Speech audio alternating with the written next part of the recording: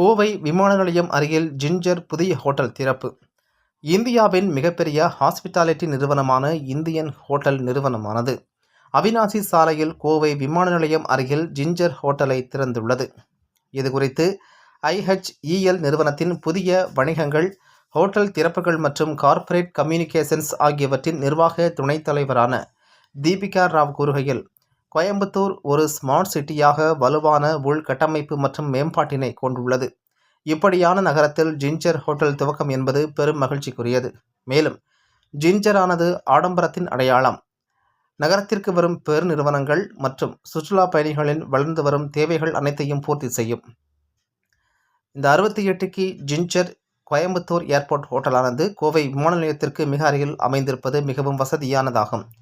தவிர title park, Codissia வர்த்தக மையம், IT பார்க் போன்ற முக்கிய வணிக மாவட்டங்களுக்கு அருகாமையில் உள்ளது. இந்த ஹோட்டலில் ஒவ்வொரு நாளுமே சிக்னேச்சர் டின்னர் பரிமாறப்படும்.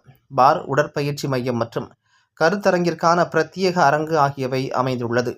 IT துறை, கல்வி மற்றும் சுகாதாரம் ஆகியவற்றில் மேம்பட்ட நகரமாக வளர்ந்துள்ளது கோவை.